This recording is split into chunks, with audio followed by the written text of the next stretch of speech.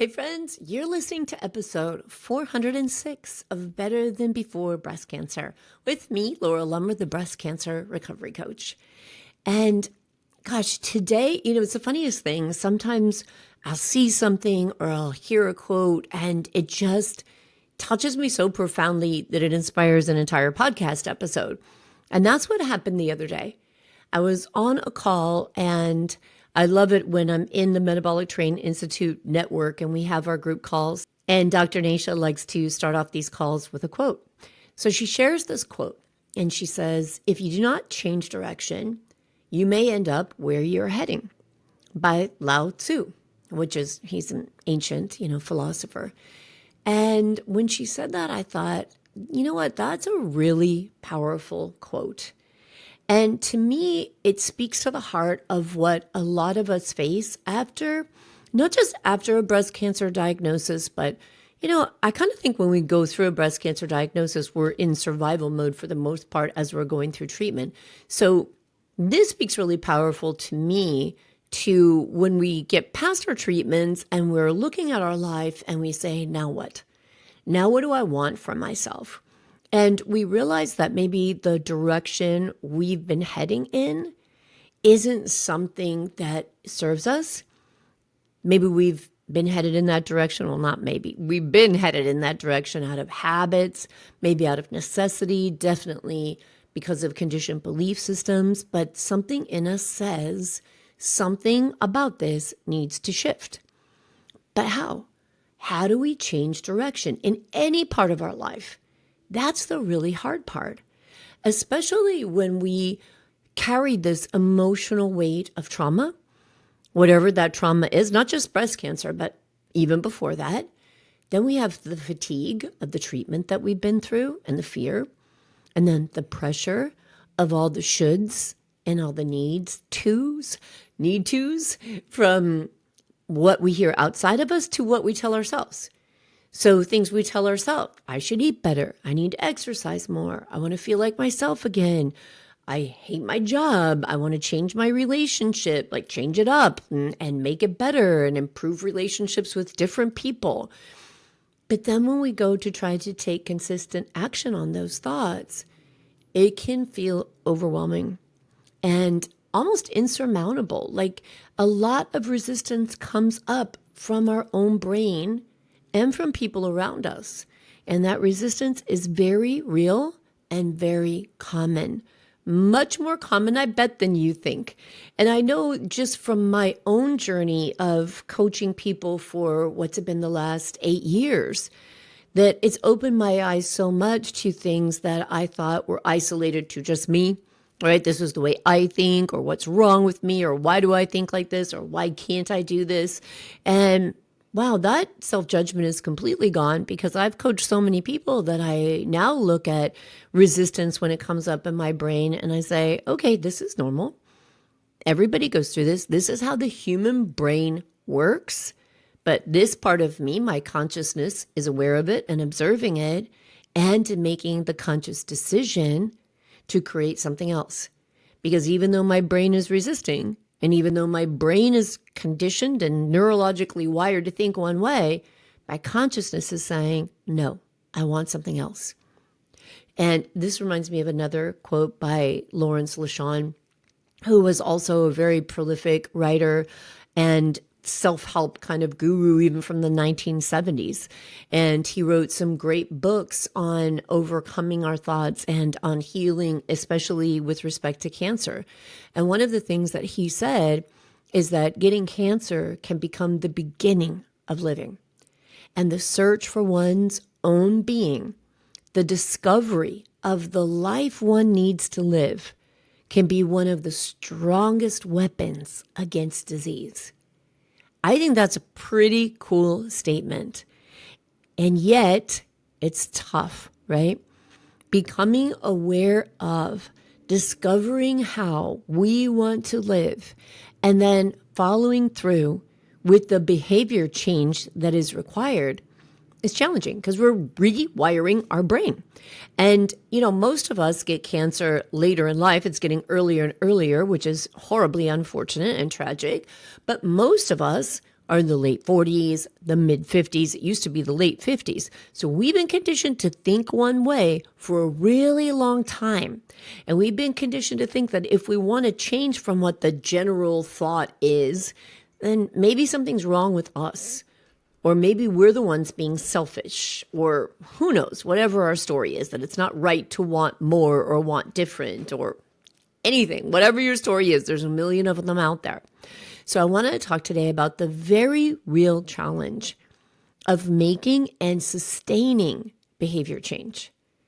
And I want to share with you what the research says about why we fall back into old habits, even when we know better, and how we can make change feel not only doable, but loving and nurturing.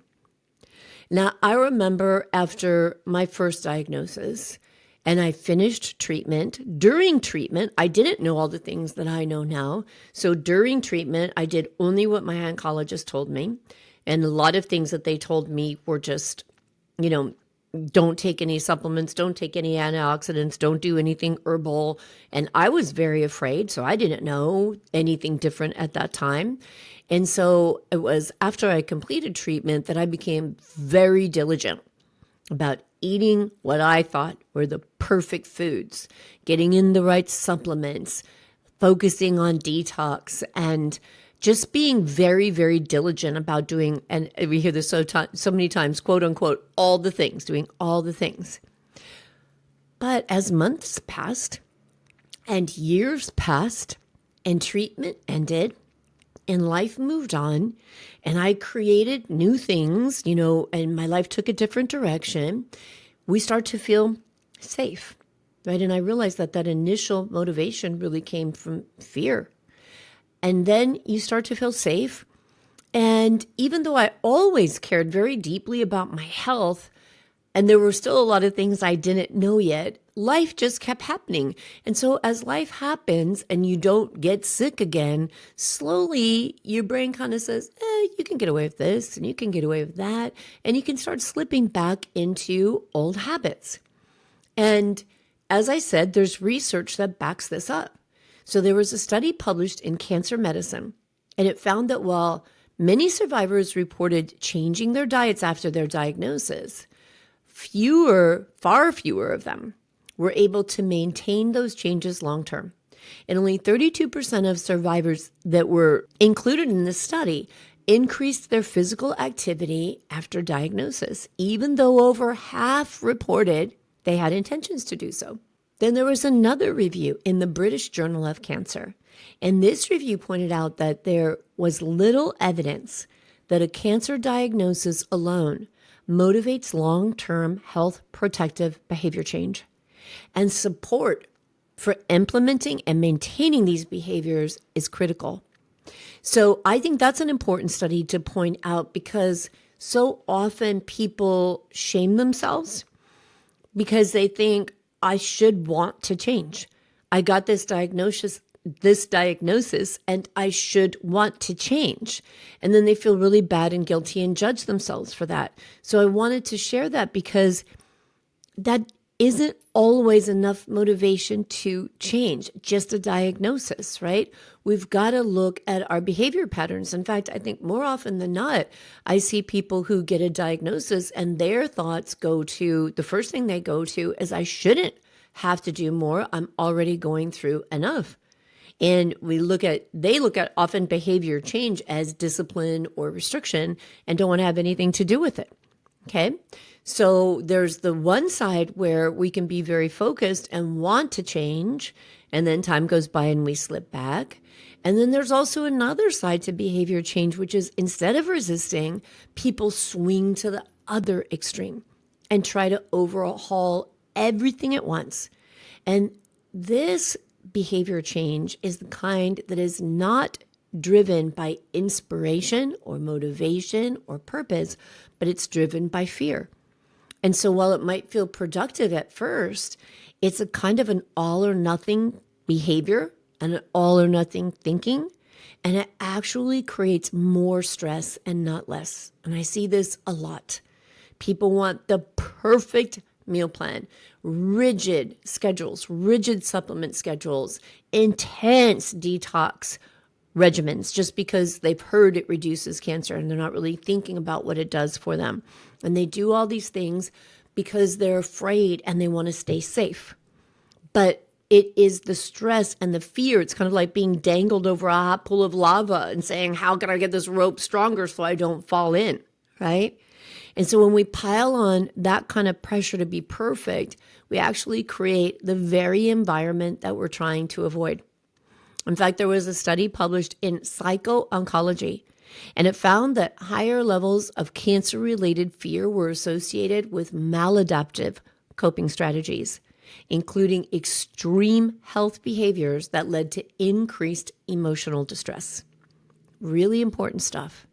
There was another study in Health Psychology, Open, and it showed that while health-focused behavior change is generally positive, when it's driven by anxiety or fear of recurrence, it can lead to what's called over-vigilant health behaviors, where the stress of maintaining the routine outweighs the benefits.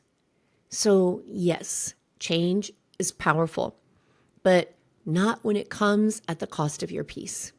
So let's talk about how we can gently shift direction in ways that don't overwhelm you, especially if you already feel depleted, right? And a lot of times once we come out of cancer treatment or, we're kind of motivated towards change sometimes because we feel depleted, because we don't like the way we feel and we want more energy and we want to feel different. So let's talk about some gentle but very powerful ways to create behavior change and lifestyle change. So I like to start with a lot of self-exploration, really asking yourself, what do I actually want my days to feel like? Right? I explore this a lot with my members and with my clients. How do you want to feel when you wake up? Do you want to feel like you have to be disciplined? Do you want to feel like you have to be regimented? How do you want to feel? Maybe you want to have more energy to play with your kids or your grandkids or just enjoy your spouse or your friends or go out and travel and have fun. Maybe you want to wake up without pain or move through your day with more peace and less worry. Do you want to feel calm? When we can connect to these values, right, to your habits, when we connect our habits to our values, not just to our diagnosis, they become more meaningful. And then when they become more meaningful, we're more likely to follow through with them. So what habits do you want to create that align with your values and with the desire for how you want to experience your life? Then we need to start with small things. There's no need for a full lifestyle overhaul for the most part. Some people, it depends if they are looking for help because they have a urgent diagnosis and a very advanced diagnosis. When I was first diagnosed with advanced stage 4 metastasis, I thought, dang, I need to make whatever changes necessary and fast because I am not in a good place, right? It was very advanced cancer, collapsed lung, fluid around my heart. I mean, there was a lot going on. So sometimes we are in a position where we have to accept, I need to buckle down and fast and figure this out. But if we're not in that sense of urgency, let's say that you're released from treatment or you're going through treatment and you have, stage 1, stage 2, DCIS, and not that that's not serious. Please do not think that's what I'm saying.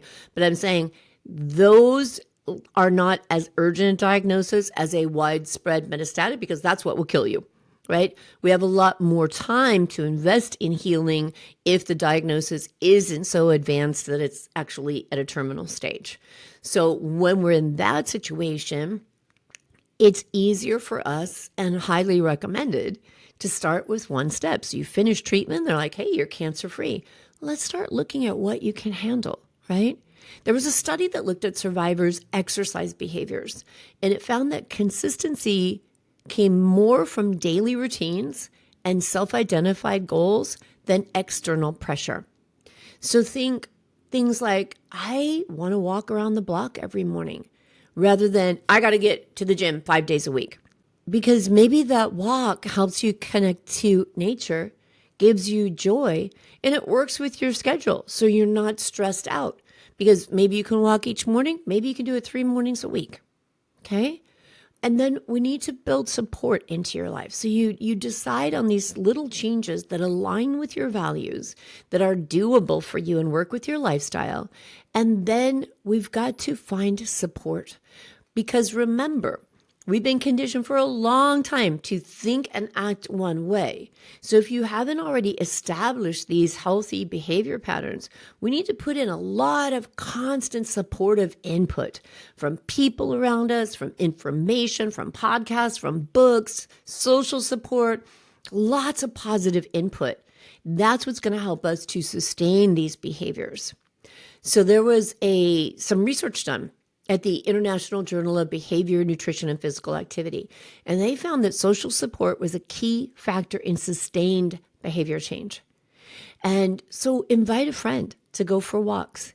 Join a group that shares your health goals. I love and hate at the same time this new way that my gym and the yoga studios that I go to have kind of set up their classes. So you can't cancel at the last minute or you get a fee.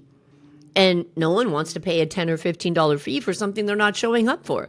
So there's a little bit of accountability built right into that. So you schedule a class and maybe you have to cancel by 5 o'clock the night before or 12 hours ahead. I think my gym is 12 hours ahead. And if you don't do that, you're going to get nailed. So that kind of sucks. I mean, nobody likes to pay that fee, but it is a built-in piece of accountability. So all these different ways in which we can find support for these long-term health behaviors can only help us. So we just don't slip back into old behaviors, which are so easy to do. So let's talk about then how you connect to why it matters to you. So we talked about aligning your habits with your values. And the more you understand why this is important for you, and the more you have a really purposeful why in whatever change, whether it's diet or exercise or work or relationships, why the change you seek is important for you. That makes the how you have to go through it easier. So let's come back to the thinking about how you want to feel. Then we also want to think about, why is this meaningful for me? Why do I want deeper connections in my relationships?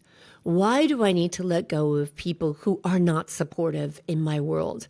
Why do I want to wake up and go to a job that is fulfilling and joyful for me every day? Why did I decide that this work that I'm doing isn't? Why do I want to add more vegetables in? Why do I want to move my body more? Why do I need to carve out time for meditation and breath work every day? What will it mean for me? How will it help me to feel? These questions are so much better than what's the right diet? Should I eat carbs or not? Right? Should I be a plant-based, plant-forward, vegetarian, vegan, all of that stuff, right? More importantly, let's tune into yourself first. And as you take these little steps towards the change you want to create, embrace the fact that you're only human and that setbacks are bound to happen. They will happen. There's a 100% chance that setbacks will happen. But falling off the plan does not mean you failed. And we must address that thought process. Because if that's the thought process you've had your whole life, let's go back to the beginning where I gave you that quote that said, if you do not change direction, you may end up where you're heading. And this is why when I'm working with people, I always ask them, what's this future version of yourself? Who is the person you want to become? And how do we begin to coach ourselves from that person, right? How do we begin to ask advice from that person instead of the person we've always been?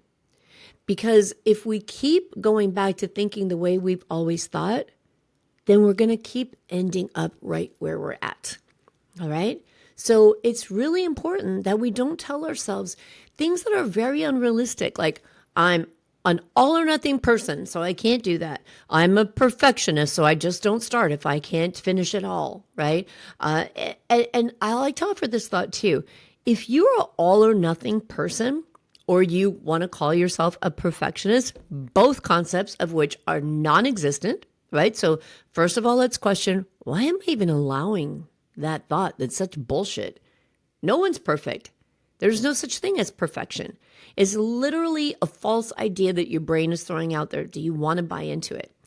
And if it helps you to buy into it, if it helps you to believe you're an all or nothing person, what if you could be all in on one small thing until it becomes a part of your lifestyle and feels natural? How about that? How about we don't have to tell ourselves it's got to be all the things all the time, every day. But I'm all in on making this one change, and I'm all in on just understanding it as I go. So that when the wedding comes up and you want to have champagne and a piece of wedding cake at your niece's wedding or your sister or your daughter, you do it, and you do it with joy. And then the next day, you don't go back and say, well, let me eat the next 3 tiers since I had one piece, right? There was a study in health psychology that emphasized the importance of self-compassion for long-term behavior change. And it noted that self-compassion can buffer against self-criticism and promote resilience in the face of setbacks. Why is that? Because when we're being compassionate with ourselves, we're not judging ourselves. We're saying, yes, I did this because it brought joy to my life. And now, because feeling good and having energy also brings joy to my life, I'm going right back on the plan that eliminates gluten, sugar, alcohol, whatever it is that you want out of your life, right? But you got to do it from a sense of compassion, not self-flagellation. Like, we've got to let go of hurting ourselves in the belief or the idea that that's going to make us healthier.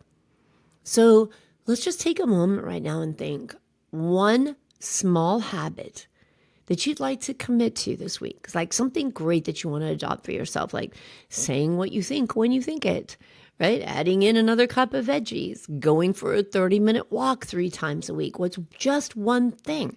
Drinking more water, increasing your water by 2 or 3 cups a day, stretching before you go to bed, setting your phone aside and not looking at it first thing in the morning, giving yourself an hour of no phone, or turning it off for 1 hour before you go to bed, right? It doesn't have to be huge to be meaningful. But if you can commit to supporting yourself from a place of love and believing and attaching, like, this is why this will mean something for me. This sounds like it might bring me more peace. This sounds like maybe my brain will calm down if I shut off my electronics for an hour and just read an old-fashioned book with my eyeballs. This might change the way you feel and might change the quality of your sleep. Why not try it? Could you be all in and saying, I'm going to try this for 3 weeks? Being all in doesn't necessarily mean I'm committing to do this forever, right? But check it out and see if it works for your life. The path to a life that feels better than before breast cancer and that is better than before breast cancer does not require perfection, right? I just shared a little bit of my story with you a minute ago as someone who 4.5 years ago was diagnosed with widespread metastatic disease. I'm not perfect. I'm absolutely not perfect. But, we're more defined by what we do consistently and how we show up for ourselves. And so I would say 90% of the time, I follow the plan that I've set out that I believe will support my healing, right? But I also live my life, and I'm also only human. And sometimes when I'm at a fantastic restaurant, I take a bite of the dessert, right? So what a life that's better than before breast cancer requires is that you keep choosing yourself, that you choose you, not other people's thoughts, not what life should be, not what you think it's supposed to be, but you choose what serves you and brings you happiness and joy. And you do it one small choice at a time. Check it out, see if it works for you. And if it doesn't, you can let it go. But the important thing to remember is that if you do not begin to change direction, you will end up exactly where you're headed or where you always have been. Now, if that's fine with you, awesome, go with it. But if you want a little something different, then it's okay to take that one step at a time. If you need help with that, you absolutely do not have to do that alone. You can come to my website, the Breast Cancer Recovery Coach, and you could choose a program that works for you, whether it's one-on-one coaching or my incredible Better Than Before Breast Cancer life coaching membership with literally everything I've ever created. So years worth of valuable lessons and content and coaching and courses and anything that speaks to you. Plus, of course, live interaction with me and amazing women that are in that group. And it's all about building a life we love. That's such an important thing. It's called Better Than Before Breast Cancer, but it's not about cancer. It's about joy and loving your life and loving yourself and building a life that you love. Okay? So other programs there, my metabolic health coaching programs, really understanding your body, learning to speak the language of your body, learning to understand the signals your body is sharing with you and telling you so that, again, you can support yourself in creating the healthiest possible lifestyle from a place of love and compassion and intuitiveness. Because, again, you are the expert on yourself. It's your life. I don't know more about somebody's life than they do, right? And that's an important thing to remember. So if you're looking for that kind of support, go to the breastcancerrecoverycoach.com and find a place where you're ready to start. Whether it's with one of my meal plans, one of my free downloads, or jumping right into coaching or life coaching membership, there's something there for everybody. All right, my friend, take care of yourself. I'll talk to you again next week.